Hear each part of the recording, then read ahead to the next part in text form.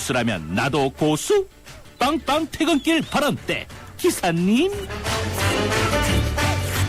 안녕하세요. 저는 모범 택시를 운전하는 원성이라고 그럽니다. 지금까지 북한에서 하던 버스를 고치는 방법으로 이렇게 일관성 있게 좀 나갔으면 좋겠어요. 북한의 그동안의 그 행동이 항상 보면 대화를 하다 보면 갑의 위치에 서 있고 우리 거기 뒤따라가는 것 같아서 그게 싫어요. 저는 이제까지 끌려갔던 그런 그 대화를 벗어나서 우리가 주도적으로 해서 우리 대화 방법도 좀 바꾸고 좀 그랬으면 좋겠어요. 재벌 방지 그런 차원에서 습관을 그렇게 들여보니까 항상 보면 대화하다 보면 우리가 항상 어디 따라가는 친구 박근혜 대통령이 이렇게 자기 원칙을 세워가지고 강경하게 나가는 게 더 좋을 것 같은데 정상화되고 대화를 원하는데 대화를 하기 위해서 그냥 맞춰주고 이러는 건 자존심도 상하고 싫어요. 그게 싫다 그러면 또 중단되고 서로의 그런 신뢰가 있고 그렇게 하면은 대화도 될 것 같은데 그 원인은 서로가 못 믿으니까 그 개선 공략이 하기 위해서 요구 조건을 무조건 다 받아들이고 원치 않는다는 얘기죠.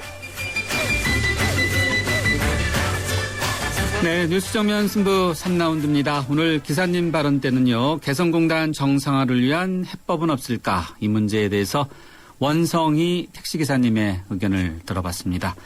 이제 우리 모든 분들이 북한 문제 전문가시죠. 네. 그리고 오늘 뉴스 정면 승부가 한 글자로 바라본 세상은 더인데요. 8456님입니다. 서울 방화대교 공사 현장 붕괴 사고는 충분히 방지할 수 있었던 인재여서 더 안타까운데요. 수박 겉핥기식 안전점검으로 또 다른 사고를 야기하지 않도록 항상 안전에 철저히 임했으면 좋겠습니다. 네, 이런 의견 주셨습니다. 감사합니다. 휴대전화 우물정 0945번으로 더 한 글자로 바라본 세상 더 여기에 대한 여러분의 다양한 의견 받고 있습니다. 뉴스 정면 승부 3라운드 잠시 뒤에 스포츠 뉴스부터 들어보겠습니다.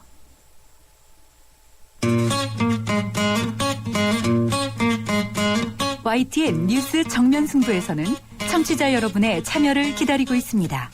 프로그램에 관한 의견을 보내주실 분은 휴대전화 번호 샵 0945번으로 50원의 유료 문자를 보내주세요.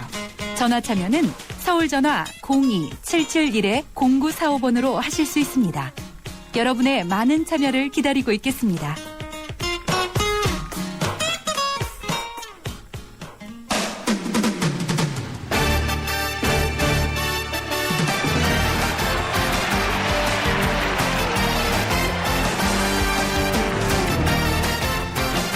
네, 이번에는 스포츠 소식 알아보겠습니다. 스포츠 경향의 김은진 기자 연결돼 있습니다. 김 기자 안녕하세요. 네, 안녕하세요. 스포츠 소식 전하면서 성추행 소식. 참 이거 스포츠 뉴스인지 사건 사고 뉴스인지 참 구분하기 좀 어려운 면이 있는데 참 역도계가 스승의 제자, 스승과 제자 이 사이에 성추행 파문으로 완전히 뒤집혔다고요? 예, 지금 여자 역도 국가대표 선수 중에 한 명이 지금 감독에게 성추행을 당했다. 이런 내용의 진정서를 최근에 역도연맹에 낸 사실이 어제 알려지면서 굉장히 큰 파문이 일고 있는데요. 해당 감독은 오승우 감독입니다. 지금 역도 대표팀 총감독을 맡고 있고요. 장밀란 선수를 아테네 올림픽 은메달, 또 베이징 올림픽 금메달로 이끈 어떻게 보면 한국 여자 역도를 이만큼 끌어올려 놓은 감독이기 때문에 충격이 더 큰데요. 일단 선수가 이런 주장을 하고 있고 논란은 분명하기 때문에 이제 역도 연맹이 오늘 긴급 회의를 열어서 오 감독을 대표팀 총감독 측에서 한 달 동안 일단 해임하기로 했습니다. 오 감독이 네네 죄송합니다. 오 감독이 오늘 기자회견도 했어요. 네, 일단 긴급 회의를 열어서 이사회가 이렇게 결정을 했고 태릉 선수촌에 출입을 금지시키기로 했는데 오 감독 역시 오늘 오전에 기자회견을 열었습니다. 그래서 오해가 있었다라면서 혐의를 이 감독은 전면 부인했고요. 반면에 오늘 오후에는 또 해당 선수가 감독님이 전부 거짓말을 하고 있다. 이렇게 양측의 주장에 완벽하게 엇갈리고 있어서 지금 역도연맹이 조사위원회를 꾸렸는데요. 좀 사건을 이제 자세히 조사한 다음에 정말 이 진실이 밝혀지면 문제가 있었다 하면은 이제 추가 징계를 할 계획이라고 합니다. 근데 이 조사위원회 5명이 꾸려졌는데 애초에는 5명이었는데요. 전부 남성 위원이었기 때문에 사건의 피해자가 여자 선수인데 좀 너무 배려가 안 된 거 아니냐라는 좀 역도연맹이 은근슬쩍 또 임기응변으로 넘어가는 것 아니냐는 비난 여론이 이제 일면서 여성 위원을 또 한 명 추가하기로 결정을 해서요. 어린 선수들이 역도팀에 굉장히 많기 때문에 좀 조사가 제대로 이루어져야 될 필요가 있을 것 같습니다. 사실관계, 진실을 분명히 밝혀서 이런 비슷한 이런 추행 이런 것들이 나오지 않도록 하는 것이 굉장히 중요할 것 같아요. 네. 예, 그렇습니다. 이 선수는 선수 생명을 포기하겠다 이런 각오가 있었기 때문에 또 이런 진정서를 내지 않았겠어요? 얼마나 예, 좀... 태릉 선수촌에서 감독님을 매일 얼굴을 보는 것 자체가 너무 괴로워서 어린 선수가 굉장히 고민을 하다가 이런 진정서를 냈다고 하는데 아직은 뭐 진실이 뭔지는 아직은 조사를 해봐야겠지만 일단 좀 선수가 많이 괴로웠던 것 같습니다. 네. 다음은 우리 박인비 선수 소식 좀 들어보죠. 일단 출발이 좋다면서요? 예, 오늘 브리티시 오픈 1라운드 아침에 시작됐는데요. 박인비 선수 3언더파를 기록하면서 미국의 브리타니 린시컴 이 선수와 함께 공동 선두로 출발을 했습니다. 오늘 날씨가 좀 비가 조금 내리는 가운데 출발을 했는데요. 대부분 선수들이 언더파로 시작을 했는데 이제 4라운드까지 뭐 어느 정도 순위 변동은 계속 있을 것이고 좀 봐야겠지만 일단 박인비 선수 출발이 좋고요. 대기록에 도전하는 만큼 전 세계에 관심이 쏠려 있는데 일단 잘 출발했습니다. 이번에 박인비 선수와 우승을 경쟁할 걸로 예상되는 선수는 이제 또 박인비 선수에 이어서 세계 랭킹 2위인 스테이시 루이스인데요. 이 선수는 1언더파로 좀 한 공동 4위 정도로 지금 출발을 했습니다. 이 대회가 열리는 곳이 해변가여서 바람이 많이 분다면서요. 그런데 네. 박인비 선수가 본인은 이 바람에 강하다라고 또 기자회견에서 이야기했다고 그러는데 어떻습니까?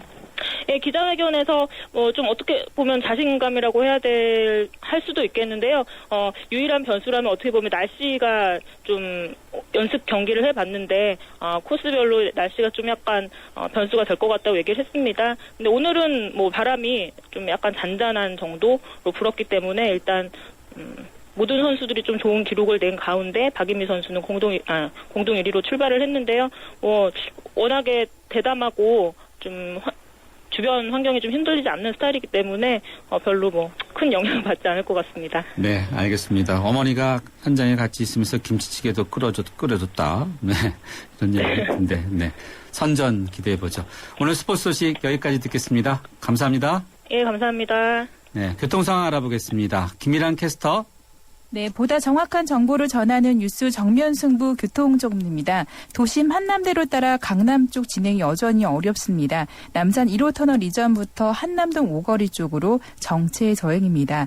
주변 도심 반포대로는 교대 입구에서 서초역까지는 시속 30km 미만이고요. 반대편도 신호 2번 정도는 필요합니다. 강남대로 따라 한남대교 남단에서 노년역 쪽으로 차량들이 밀리고 있고요. 반대편도 노년역에서 신사역까지는 시속 20km 미만입니다. 동서문로 미아 사거리 쪽 이동하는 데는 한성대 입구역에서 성북구청 입구까지 정체가 되고 있고요. 현재 자동차 전용도로 중에는 동부가선도로 외곽 의정부 쪽으로 교통량이 상당히 많습니다. 성수 분기점부터 장안교 다시 중랑교로 지나 녹천교까지도 시속 20km 안팎입니다. 뉴스 정면 승부 교통정보였습니다.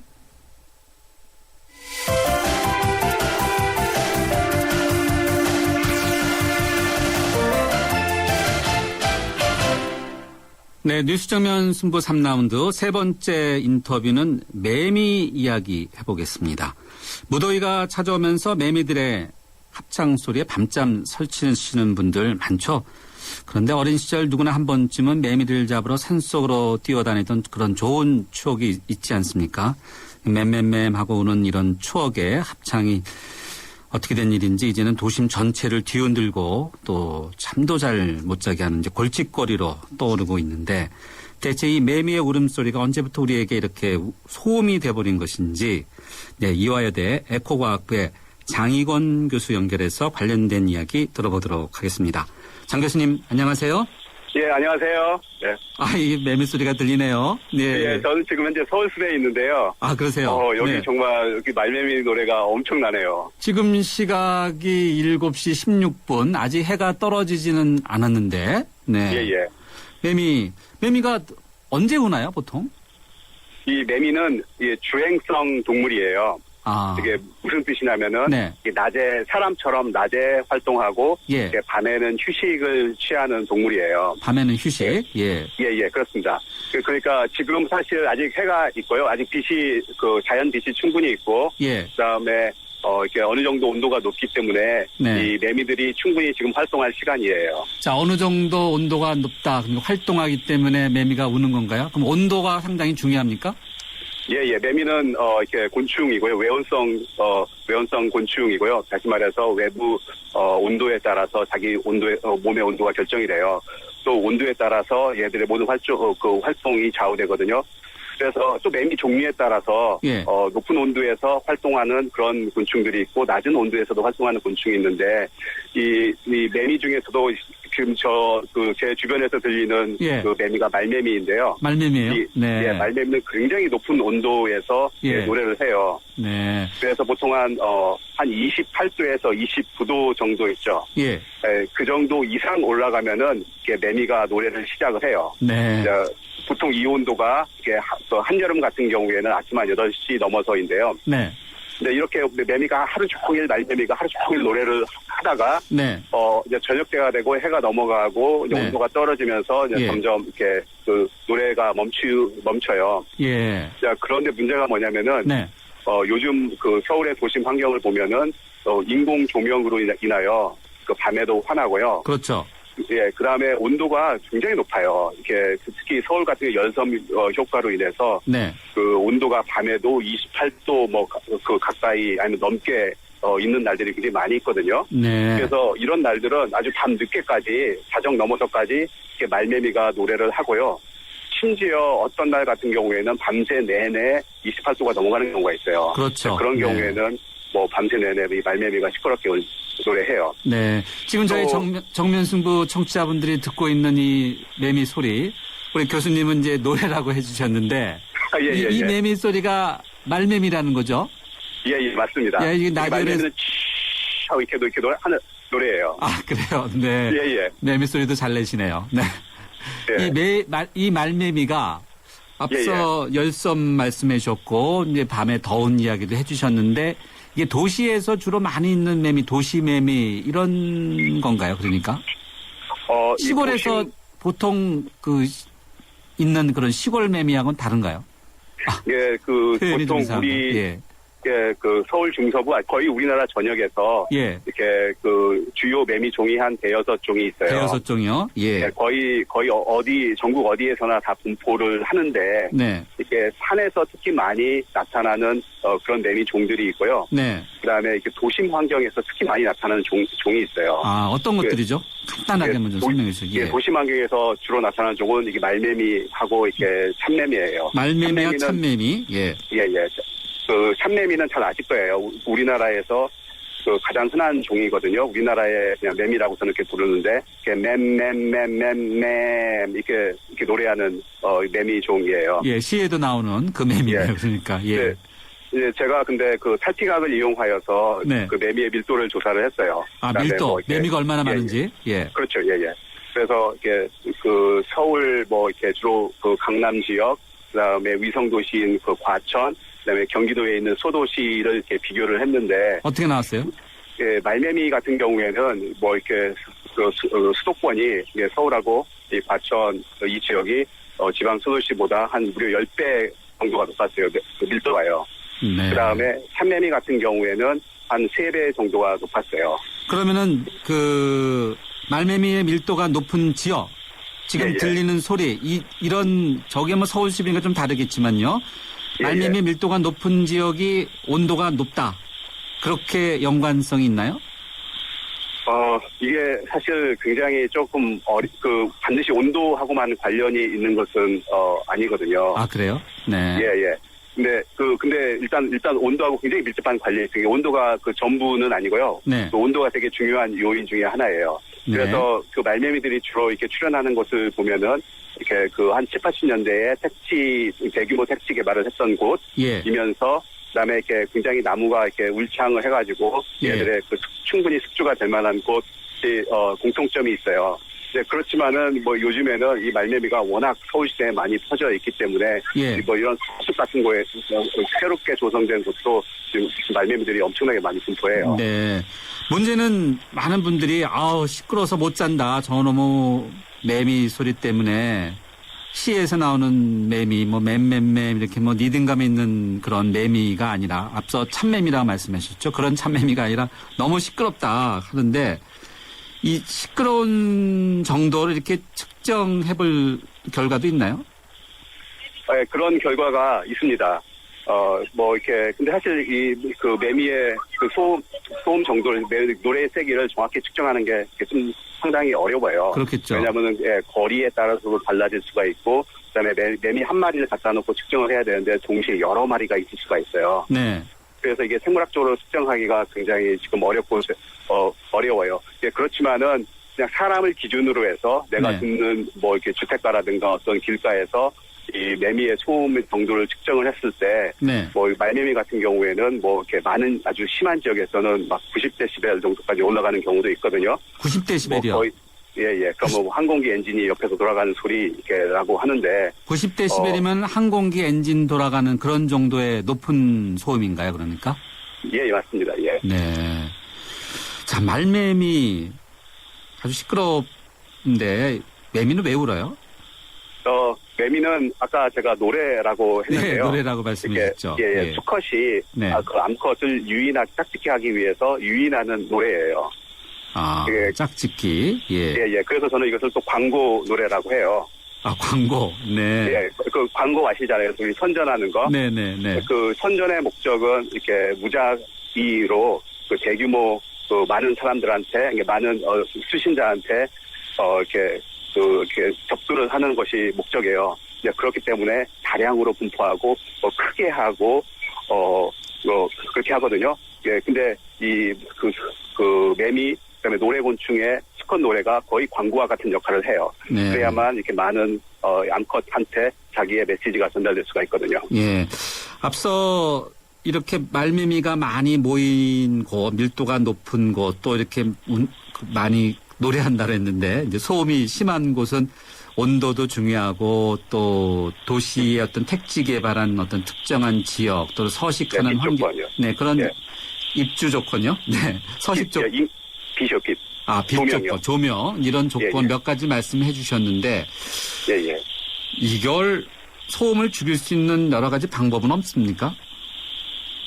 이게 굉장히 어려운 질문이에요. 아, 그래요? 네. 그냥 이런 방법도 한번 해볼 수가 있어요. 그냥 그 지역에 그 전기를 다 꺼가지고 전기를 끈다. 어둡게 이게 만들면은 그 매미들이 밤인 줄 알고 그때는 정말 휴식을 취할 수가 있어요. 가끔 절전 연습하는 경우에 예.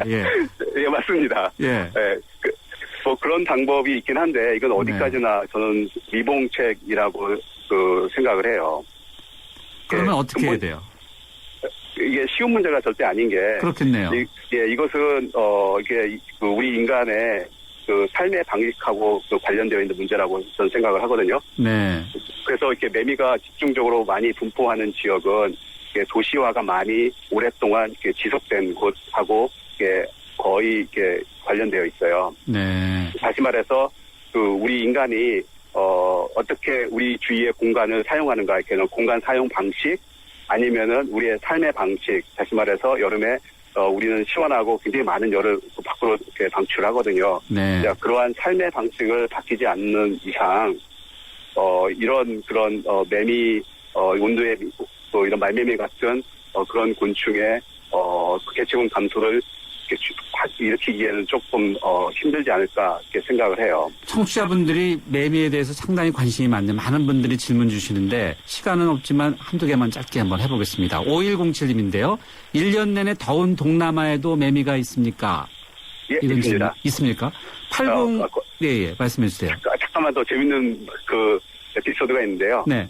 그런 곳에서는 원래 밤에는 조용해요. 아, 그 그래요? 열대야 같은 경우에는 네. 거기도 많이 있고 밤에도 조용한데 네. 가끔씩 밤에도 노래할 때가 있어요. 근데 그때가 언제냐면은 이렇게 보름달이 뜰 때예요. 아, 보름달이 뜰 때. 네. 보름달이 뜰 때에는 이렇게 빛이 굉장히 많이 있거든요. 그렇겠죠. 네, 그래서 자연 상태에도 얘들이 좀 화나기 때문에 이렇게 노래를 해요. 네, 재밌네요. 네, 그렇지만 거의 대부분 이렇게 어두운 환경에서는 노래를 하지 않습니다. 8094님인데요. 도심의 불빛 때문에 매미가 밤에도 계속 그렇게 우는 거라면 매미도 자야 되는데 못 자는 것 아닌가요? 그럼 매미도 과로가 올 것 같은데요. 아, 이 재밌는 질문인데요. 네. 저도 아주 이렇게 재밌습니다. 그거 한번 저도 한번 연구해보고. 아, 연구과제. 예. 네. 그런 가설이에요. 네. 왜냐하면 노래는 곤충들한테 굉장히 많은 에너지를 사용하거든요. 예. 네, 그렇기 때문에 그렇게 많은 에너지를 사용할 경우에 수명이 짧아진다던가 네. 아니면은 노래 시간이 다른 때 하지 못하도록 이렇게 단축되는 경우가 있어요. 네. 그래서 그런 부분에 대해서는 좀 더 연구가 필요해요. 알겠습니다. 8094님 연구과제 아주 좋은 제안을 해주신 것 같은데, 네, 장 교수님이 한번 해주신 다음에 연구 결과 나오면은 저희 정면승부에 다시 한번 출연해 주셔갖고요. 연구 결과를 정면승부에서 한번 발표해 주시죠. 네. 예, 알겠습니다. 오늘 여기까지 하겠습니다. 고맙습니다. 네, 감사합니다. 이화여대 장익원 교수였습니다. 소기업 사장님들, 골목상권 사장님들, 노란우산 공제에 가입하셨죠? 그래요. 사업하다 보면 손톱 및 가시 같은 일들이 참 많은데 그걸 쏙쏙 뽑아드리는 게 바로 노란우산 공제죠. 전문가들이 재능 기부하는 무료 법률, 세무상담도 받으셨고요. 법으로 보호받아 안심할 수 있는 노란우산 공제. 소기업 소상공인이 행복한 대한민국을 만들겠습니다. 참 고마운 동행 노란우산 공제. 이 캠페인은 중소기업 중앙회와 함께합니다. 4624 4520 아이들에게 처음 구구단을 외우게 할 땐 마음이 찡합니다. 이제 치열한 공부의 세계로 들어가는 것 같아 어른으로서 미안함을 느끼죠. 그런데 정작 아이들은 즐거워하는 경우가 많습니다. 이런 생각이 들어요. 우리가 모르는 공부의 즐거움을 아이들은 알고 있다는 생각. 그 즐거움이 중학교, 고등학교까지 계속될 수 있게 하는 것이 우리 어른들이 해야 할 일 아닐까요? 아이들을 잘 부탁합니다.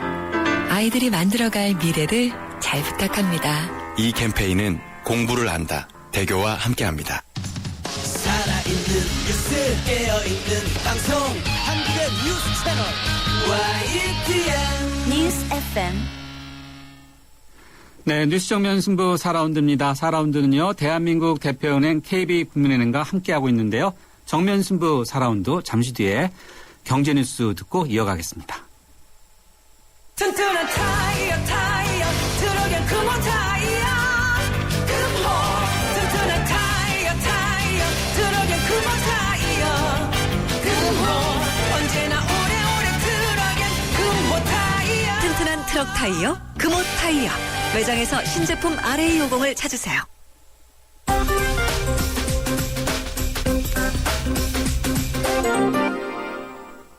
네, 경제 뉴스 살펴보겠습니다. 머니투데이의 김태은 기자 연결돼 있습니다. 김 기자 안녕하세요. 네, 안녕하세요. 자동차의 외관을 꾸미거나 또 바퀴를 크게 하고 뭐 이런 등등 하시는 분들 꽤 많은데 튜닝이라고 하죠, 튜닝. 네. 튜닝 하다가 걸리는 적발되는 경우가 심심치 않게 있었는데 네네. 이게 앞으로 많이 쉬워지나 보죠? 적발도 안 되고. 네, 그렇습니다. 현재 자동차 튜닝을 할 때 그 정부에서 승인을 받아야 하는 그 구조물은 7개 중에서 2개고 21개 장치 가운데는 13개로 다른 나라에 비해서 많은 편입니다.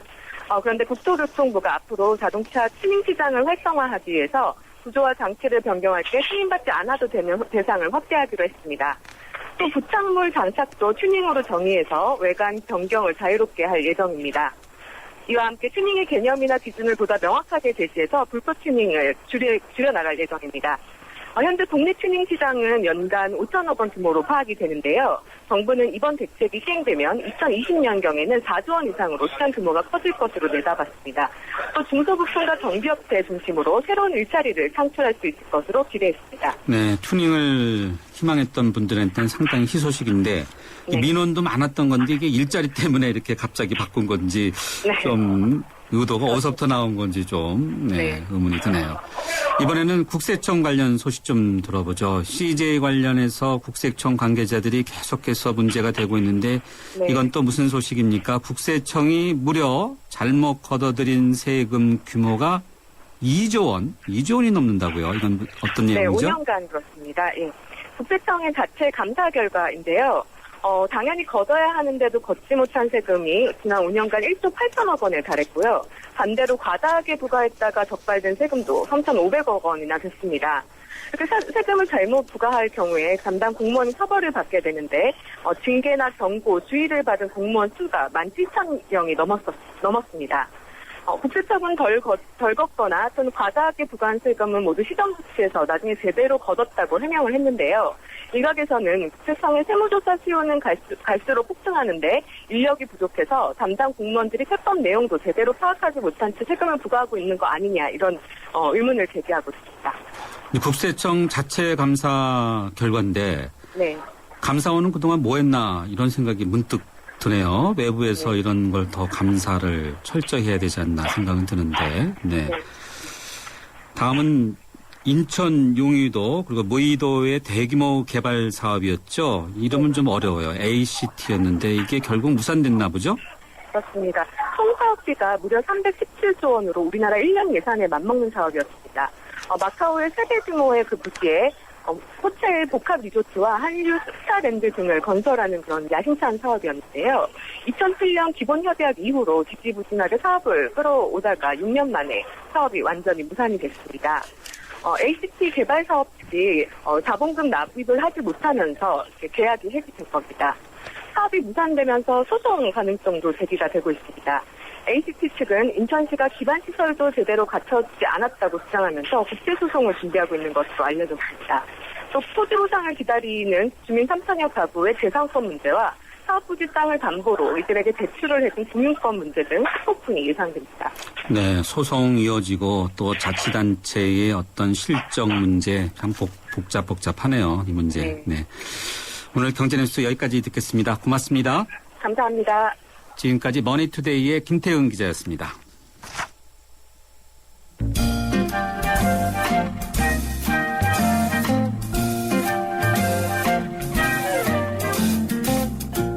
건강한 세상을 위하여 뉴스 속 건강 이야기.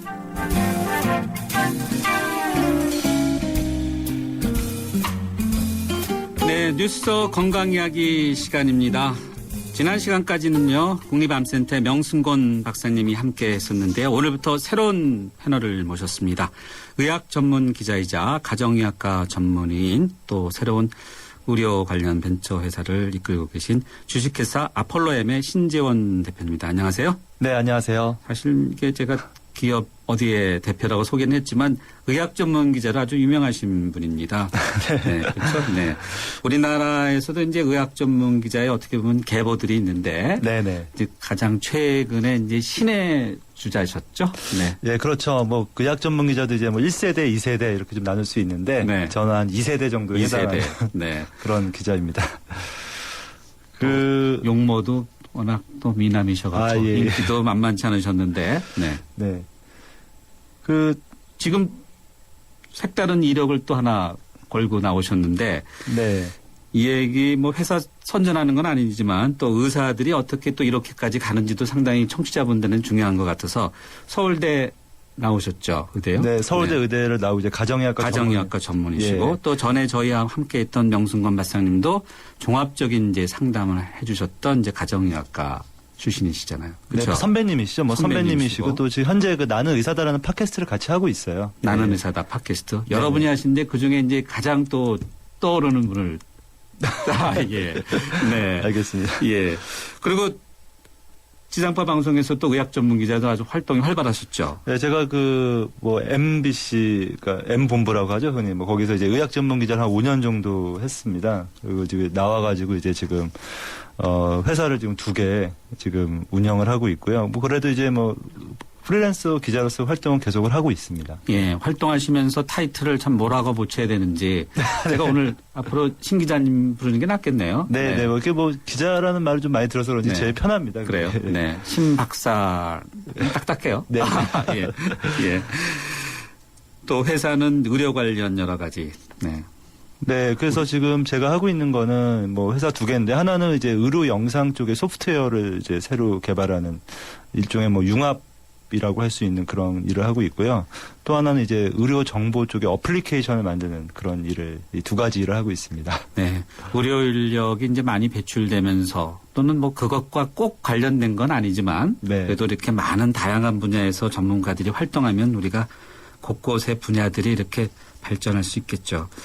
그러나 이제 의사 선생님들 출신들이 보면은 이것만 하다 보니까 또 사업적으로 성공을 못 하신 분들도 많더라고요. 네, 그래서 원래 그 사업을 안 되는 그 세 가지, 하면 안 되는 세 가지 부류가 있습니다. 네. 그게 공무원하고요. 예. 그 다음에 의사. 그 다음에 기자. 예, 알겠습니다. 지금 우리 신 기자님은 두 가지를 갖추셨어요. 네네. 네. 자, 뭐 소개하는 김에 하나 더 소개하면은 이제 외국에서도 비슷한 사례가 있긴 있었는데 IT에서 이 당시는 지진이었죠. 네. 그때 IT 3년 전인가요? 그 예. IT 대지진 때 제가 네. 대한민국의 그 최초로 의학 전문 기자로 특파원으로 제가 파견이 현장. 돼서. 그렇죠. 가서. 재난 전문 기자 비슷하게 또 파견되셔서. 그렇죠. 파견돼서 가서. 재난 관련 보도는 하다 말고. 예, 그렇죠. 그러니까 하다 말고 또 이 안타까운 분들을 위해서 또 치료도 하셨다고요. 예, 네. 그래서 사실은 그때 제가 이제 취재를 위해서 간 거죠, 사실은. 그렇죠. 취재를 위해서 예. 갔는데 그때 이제 뭐 그 탈장 수술을 해야 되는 환자가 있었어요. 거대 예. 탈장이라 그래서 예. 우리나라엔 볼 수 없는 그런 탈장. 거대 탈장이라는 것은 예, 장이 많이 이제, 나오나요? 예, 장이 이제 밖으로 삐져나오는 건데 예. 복강내로 삐져나오는 건데 보통 이제 사타구니 쪽이 이렇게 불룩하게 커집니다. 그걸 이제 탈장이라 그래서 이제 보통 노인들한테 많은 그런 예. 병이거든요. 예.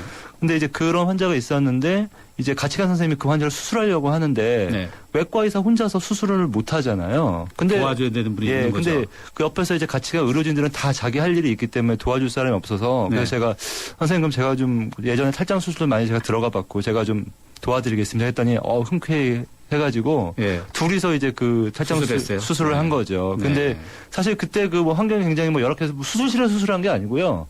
그냥 야전 필드. 예, 필드에서 그냥 그 헛간 같은 데서 네. 침대 하나 놓고서 예. 이제 마취를 하고 수술을 시작을 했죠. 근데 네. 거기 알다시피 굉장히 더운 나라 아닙니까? 그렇죠. 그러니까 예. 굉장히 파리도 많이 날아다니고 이렇게 수술하는데 파리가 와서 이렇게 막 예. 이렇게 쫓아내고 예. 뭐 이러면서 이제 그 의사 두 명이서 그 예. 수술을 한 2시간 정도 했었던 것 같습니다. 현재 어떻습니까? 치료 상태가 아직은 좋은가요? 그 환자 궁금한데요. 그때는 이제 뭐 무사히 일단 예. 수술은 잘 됐었고 예. 뭐 지금 몇 년이 지났는데 어떻게 되는지는 지금은 잘 모르겠습니다. 네. 만약에 사고사였으면은 연락이 왔겠죠. 워낙 잘하셔갖고 우리나라 대한민국 언론에도 화제가 됐던 그런 일이었죠. 네. 앞으로 재밌고 또 유익한 내용 계속해서 좀 부탁드리고요. 오늘 첫 시간인데 담배 이야기 해볼까요? 네, 그렇습니다. 제가 좀 갖고 나온 게 네. 담배랑 관련된 거긴 한데 이제 폐암 얘기입니다. 네. 그래서 먼저 이 미국 보건당국의 어떤 새로운 권고안이 나와서 먼저 좀 소개를 먼저 드릴게요. 어떤 내용입니까? 그 만 55세 이상의 골초 흡연자는 폐암 예방을 위해서 매년 그 CT, 그러니까 컴퓨터 단층 촬영이죠. 검사를 받아야 한다는 그런 그 미국 보건당국의 어떤 권고안이 이제 나왔습니다. 이게 내용을 좀 자세하게 말씀드리면, 예. 그 미국의 그 예방의료 특별위원회라는 게 있어요. 이게 뭐냐면 이제 의료나 보건 쪽의 전문가들로 구성된 미국 보건부 산하의 독립기구입니다. 네. 이 미국 보건부 산하에 한 10여 개 정도 위원회가 있는데 이게 뭘 하냐면 그동안에 연구된 여러 가지 그 결과들을 종합해서 사람들이 어떻게 하는 것이 건강에 도움이 되는가를 이제 결정하는 일을 합니다. 우리나라를 비롯해서 많은 나라들이 바로 미국의 이런 보건당국의 결정들을 많이 참고를 하죠. 네, 왜냐하면 거기서 이제 돈도 제일 많이 쓰고 연구도 제일 많이 해요. 그러니까 이제 일단 데이터가 많기 때문에 그렇죠. 신뢰할 수 있다는 거죠. 그렇죠. 네. 근데 이 기구에서 지난달 30일 그러니까 그저께죠.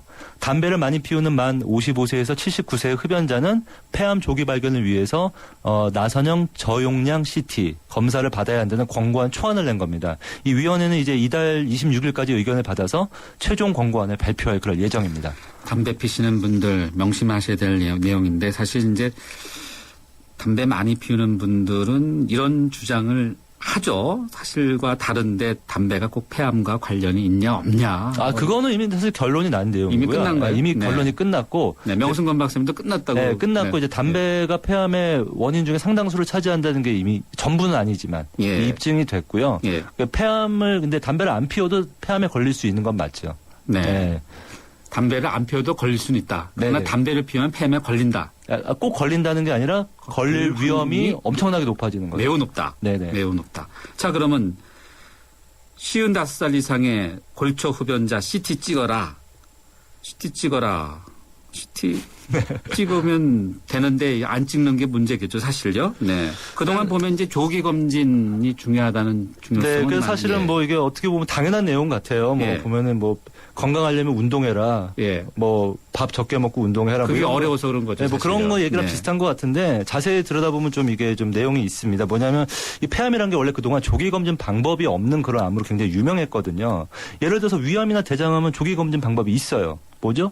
내시경합니다. 내시경이죠. 네. 네. 그럼 명확한 그 조기 검진 방법이 있는데 예. 폐암은 사실 조기 검진 방법이 그동안 없었거든요. 예를 들어서 뭐 자궁경부암 같은 경우에는 뭐 자궁경부암 세포진 검사라는 게 있고 유방암은 유방 촬영술이라는 게 또 있거든요. 근데 그런데 흔하게 이 걸리는 암 중에서 이 폐암만 그동안 조기 검진 방법이 확립되지가 않았었습니다. 그동안 이제 엑스레이나 뭐 가래 검사 같은 걸로 폐암을 그런 거 있었어요. 네, 조기에 발견하려면 예. 그래서 뭐 조기 검진하면 엑스레이 찍지 않습니까? 그러면 폐암을 발견하는데 좋을 것 같지만 실질적으로 그렇게 매년 찍는다 그래서 폐암에 어떤 걸리거나 뭐 사망률을 줄여준다는 그런 보고가 없었어요. 그러니까 그래서 그런지 종합검진 받고 나서 폐암 걸린 분들이 나는 검진에 아무 문제가 없었는데 어찌 된 일이냐 네, 이렇게 그렇죠. 항의하시는 분들이 많은 걸. 네, 그래서 폐암이라는 게 원래 조기 검진 방법이 확립되지 않았다는 걸 분명히 좀 아실 필요가 있는데 이게 그래서 이제 폐암은 예방법이 금연밖에 없다. 뭐 명승건 박사도 뭐 아마 누누이 강조했을 겁니다. 이 프로그램에 나와서. 네, 명승건 박사님도 그렇고 뭐 우리 저 박재갑 원장님, 뭐 서원권 박사님, 그렇죠. 뭐 많은 분들이 이제 계속해서 이 금연에 대해서 중요성에서 언급을 해주시는데 사실 대부분 그렇죠. 네. 그래서 사실은 그래서 이게 왜 어떤 의미냐면은 인류 역사 최초로 이 폐암 검진의 가이드라인이 나온 겁니다. 아, 최초의 가이드라인이다. 그렇죠. 이런 의미가 있는 연구 결과네요. 네, 그렇습니다. 네. 그래서 사실 뭐 그래서 이제 그동안 엑스레이로 폐암을 조기 발견하는 것이 실패하니까 많은 의사들이 또 CT를 가지고 연구를 많이 했거든요. 네. 폐암 검진을 하는 건데 이 CT로 폐암 검진을 하는 게 상당히 좀 여러 가지 제한점이 있어요, 사실은. 왜냐하면 이제 가장 문제가 되는 게 CT를 찍으면 이제 방사선 노출이 됩니다. 이게 그냥 일반 엑스레이 한 50에서 100배 정도가 되거든요. 네. 그러면 매년 이렇게 CT를 찍으면 그만큼 이 방사선에 의한 또 암 발생 위험이 높아집니다. 그래서 누적되니까. 그렇죠. 네. 방사선이라는 건 몸에 누적되고 평생 누적되니까요. 그래서 미국 같은 경우에 이제 전체 암 환자의 한 2% 정도가 이제 방사선 노출이랑 관련됐던 그런 연구가 있어요. 그래서 그동안 이제 검진을 목적으로 CT를 찍는 것이 이득은 별로 없고 뭐 해가 될 수 있다는 것이 그동안의 지배적 견해였는데 이번에 바뀌게 된 거죠. 네. 병원 당국에서 CT를 무리하게 강요하는 것이 아니냐라는 이제 많은 분들의 이제 그런 지적은 있었는데 청취자분이 바로 이런 비슷한 질문을 주셨습니다. 5649님인데요. CT가 비싸지 않나요? 검사 비용만 문제가 되지 않는다면 서민들이 건강에 도움된다는데 마다할 이유가 없겠죠. 혹시 병원에서 기계값 채우려는 건 아닌지 괜히 심술이 나네요. 뭐 이런 질문 겸 의견을 주셨는데. 네, 그래서 사실은 그 이제 예를 들어서 뭐 폐암이 의심돼 엑스레이에서 뭐가 보여서 더 정확한 검사를 위해서 뭐 CT를 찍어야 된다. 이럴 때는 사실 논란의 여지가 없죠. 근데 건강하고 아무런 증상이 없는 사람이 폐암을 발견하기 위한 목적으로 CT를 찍어야 되느냐 이런 거에 대해서 굉장히 그 의사들 사이에서 그동안 논란이 많이 있어왔던 겁니다. 그런데 이제 45살 이상의 골초 변자는 해야 된다. 아, 55살. 55살. 죄송합니다. 55살. 네, 55살의 골초 변자는 10살을 좀 낮추면 안 될까요? 네, 하는 게 좋다라는 게 이제 나온 거예요. 네. 근데 사실 이게 폐CT를 찍을 경우에 그 방사선 노출 말고 또 이제 해가 되는 점이 있는데 어떤 거냐면 거죠? 이게 폐암이라는 게 이제 폐CT 상에서는 이런 결절이라고 해서 이렇게 동그란 고체처럼 보입니다. 네. 고체처럼 하얀 이렇게 덩어리가 보이게 되는데 그럼 우리가 이제 그걸 보고서 그냥 암이다 아니다 확진을 딱 하는 게 아니에요. 그걸 이제 조직 검사를 하게 됩니다. 네, 이것이 진짜 아닌가 그렇죠. 아닌가. 암이냐 아니냐. 뭐 양성이냐 음성이냐. 그렇죠. 양성이냐 악성이냐를 보는 거예요. 양성이냐 악성이냐. 양성이냐 악성이냐. 좋은 거야 나쁜 거야. 악성이 암이죠. 네. 근데 조직 검사를 하게 되는데 그 조직은 바로 그 부분을 떼어내는 거죠. 그래서 이제 뭐 그냥 뭐 바늘로 찔러서 떼어내는 경우도 있고 심지어는 뭐 수술을 해서 떼어내는 경우도 있습니다. 폐면은 가슴 쪽으로 그렇죠. 네. 가슴 쪽에 이제 그 바늘이나 아니면 그 부분을 째고 들어가서 이제 그 조직을 띄어서 조직 검사를 하게 되는데 예를 들어서 폐CT를 찍으면 아마 뭐 그 진행자분하고 저도 폐 결절이 나올 수가 있어요. 100명 중에 한 2-3명은 그냥 결절이 나옵니다. 무조건. 통계적으로요? 예. 그러면은 그 중에 그럼 진짜 암이 몇 % 되느냐? 그 극히 일부거든요. 그러면 나머지 불필요한 검사를 받게 되는 사람이 그만큼 많아진다는 겁니다. 그러니까 또 이제 조직 검사 같은 걸 받다가 또 합병증이 생기는 경우도 있거든요, 이게. 왜냐하면 조직 검사는 건 폐 조직을 떼어내는 거니까 어찌됐건 환자의 몸에 어떤 침습적인 그런 검사가 됩니다. 그래서 뭐 거기서 출혈이 일어난다든지 뭐 감염이 생긴다든지 뭐 이런 경우가 이제 종종 발생하게 되는 거죠. 그래서 이 폐 CT 검사를 이제 그동안은 함부로 하지 않는 것이 원칙이었어요.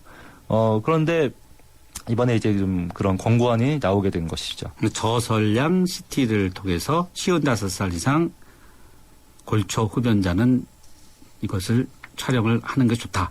네, 그렇죠. 네. 근데 여기 이제 저설량 CT가 뭐냐 이렇게 또 궁금하시는 분이 있을 수가 있을 것 같아서 거기 좀 설명을 드릴게요. 예. 그래서 원래 그래서 CT가 방사선 노출이 되는 게 문제가 됐습니다. 그래서 이 방사선 노출량을 줄인 게 바로 저설량 CT입니다. 그러니까 저설량 CT는 일반 CT에 비해서 방사선 그 피폭량이 한 6분의 1에서 7분의 1 정도 수준이에요. 네. 그러니까 이게 뭐냐면 어느 정도냐면은 우리가 자연적으로 살면서 1년 동안 노출되는 방사선량보다 적습니다. 그만큼 이제 좀 해가 덜하다는 거죠. 근데 이제 방사선량이 줄어들면 그 영상의 해상도에는 문제가 생겨요. 그러니까 암을 좀 잘 발견하지 못할 가능성이 많게 되는데 이게 이제 그 여러 장기가 좀 모여있는 복부 CT는 좀 그럴 가능성이 있는데 이 폐 같은 경우는 굉장히 찍어보면 까맣게 아주 균질하게 나와요. 균질하게 나오기 때문에 뭔가 폐에 생긴다면은 이게 좀 해상도가 떨어져도 충분히 발견할 수가 있습니다. 그래서 이 저설량 CT가 폐 CT에 좀 그동안 많이 사용이 됐고, 그래서 90년대 이후에 많은 이제 폐암 연구에서 이 저설량 CT를 사용해서 그러면은 폐암을 조기 발견해보자 이런 노력들이 많이 있어 왔어요. 근데 지난 한 2010년까지는 대부분의 연구에서 어떤 연구는 뭐 좋다고 나오고, 어떤 연구는 별로 소용없다고 나오고, 이렇게 굉장히 엇갈린 판단이 나왔었는데 2011년에 그 미국 암 연구소 후원으로 진행된 국가 폐암 검진 프로그램에서 이제 대규모 연구를 시행했는데 이 저설량 CT를 이용하면 폐암 사망률을 20% 정도 낮출 수 있다 이렇게 나오게 된 겁니다. 이 결과를 바탕으로 이제 이런 권고안이 나오게 된 것이죠. 네. 네, 여러분은요. 지금 의학 전문 기자이자 가정의학과 전문의인 신재원 기자, 신재원 정리와 함께하고 있는데요. 휴대전화 우물정 0945번으로 혹시요, 네, 금연 문제 또는 흡연 문제 또 CT 문제, 컴퓨터 단층 촬영이죠. 이 문제에 대해서 궁금하신 점 있으면요. 문자로 질문 주시면요. 네, 신 기자께서 설명을 해 주시겠습니다. 이제 권고안의 내용 중에서 모든 흡연자들이 다 이렇게 저설량 CT를 다 이렇게 촬영해야 됩니까? 그건 아니죠. 권고안은 이제 55세에서 79세, 그러니까 헤비 스모커, 담배를 많이 피운 분들이죠. 네. 담배를 많이 피우는 헤비 스모커, 골초의 기준이 또 뭘까? 그렇죠. 그 기준이 중요하죠. 그래서 사실 이 기준이 사실 중요합니다. 그래서 이 기준이 어떻게 되냐면 최근 15년간 담배를 피웠고 누적 흡연량이 30팩 이어 이상인 사람이다. 이렇게 돼 있습니다. 팩이라는 게 한 갑을 말하나요? 그렇죠. 그래서 30팩 이어 그러면 되게 어려운데 이게 뭐냐면 쉽게 말하면 하루에 한 갑씩 30년을 피우면 30팩 이어가 됩니다. 1 곱하기 30은 30이죠. 예를 들어서 하루에 2갑씩 피운 분은 15년을 피우면 30팩 이어가 되는 거죠. 네. 그렇겠네요. 3갑씩 피운 분은 10년만 피우면 여기에 도달하는 겁니다.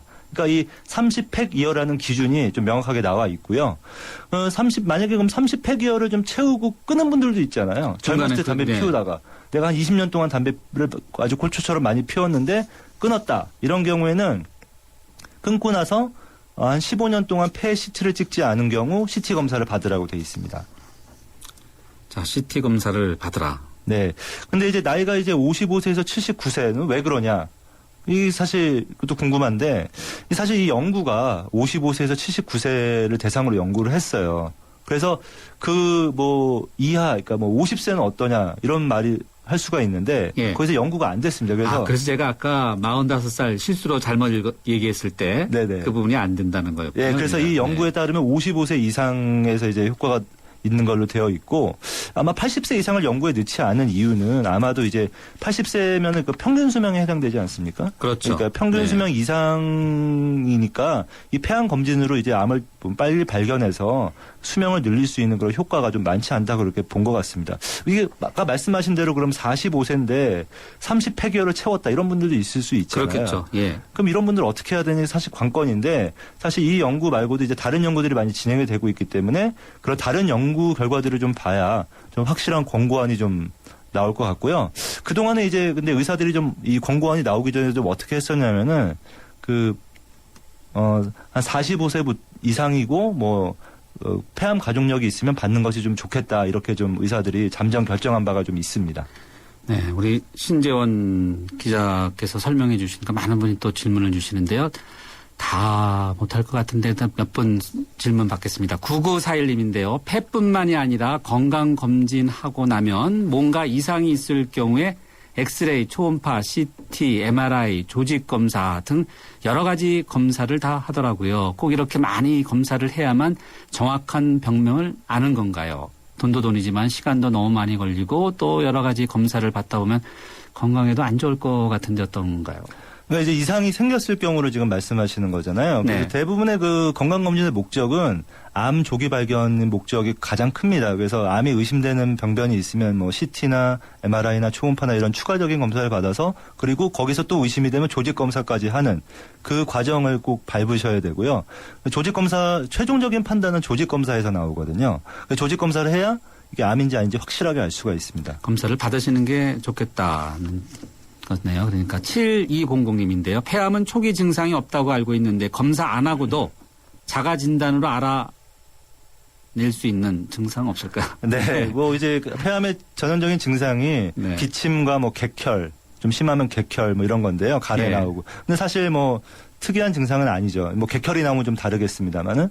그래서 사실은 그런 증상이 나올 때는 이미 좀 진행한 경우가 많습니다. 그래서 폐암 같은 경우 1기에 발견해야 완치율이 한 80% 정도 되거든요. 예, 전체적으로 봤을 때 굉장히 완치율이 한 20% 정도로 굉장히 낮기 때문에 1기는 증상이 없다. 이렇게 좀 알아두시면 좋을 것 같습니다. 네, 마무리할 시간이 되는데 이분 3697님 질문에 대한 답변 간단히 하고 마무리해야 될 것 같습니다. 3697님인데요. 금연을 위한 전자담배 사용에 대해서 신 기자님은 어떻게 생각하시는지? 사실 전자담배가 담배하고 다른 점이 니코틴은 있는데 이제 타르나 다른 발암 물질이 없다는 거예요. 그래서 이 타르나 발암 물질에 의한 암 발생의 위험은 좀 낮지 않느냐 이렇게 얘기할 수 있는데 사실은 저는 이제 다른 방법이 좀 많이 실패하신 분들이라면 전자담배를 한번 써보실 것을 권해드리는 편입니다. 그러니까 정말 이제 다른 걸로 좀 안 됐을 경우에. 안 됐을 경우에. 근데 이 전자담배 자체도 이제 니코틴이 있기 때문에 그 니코틴 중독 현상을 좀 자꾸 해결해 주는다 보면은 또 금연에 또 실패할 수 있는 또 그런 위험성은 충분히 가지고 있습니다. 네, 알겠습니다. 많은 분들 질문 주셨는데 다 답변 못 드려서 죄송합니다. 다음 시간에 다시 한번 더 질문들 이어가도록 하겠습니다. 오늘 여기까지 하겠습니다. 감사합니다. 네, 안녕히 계십시오. 네, 의학 전문 기자 신재원 기자와 함께했습니다. 현대증권이기에 가능한 혜택. 스마트 에이블로 한 달에 한 번 스마트폰 주식 거래를 한다. 통신비를 받는다. 금융상품 거래를 한다. 평가 금액에 따라 통신비 혜택을 더 받는다. 2013년엔 쭉 모두 모아 통신비 이벤트. 자세한 내용은 홈페이지에. 에이블 현대증권. 투자 손실에 유의하세요. 네, 마무리할 시간입니다. 8월 1일 첫날입니다. 목요일인데요. 뉴스 정면 승부 저희가 준비한 라운드는 여기까지인데요. 프로듀서 이은지, 기술감독의 박봉선, 김윤범, 작가 정선임, 정은지, 진행의 김상우였습니다. 고맙습니다.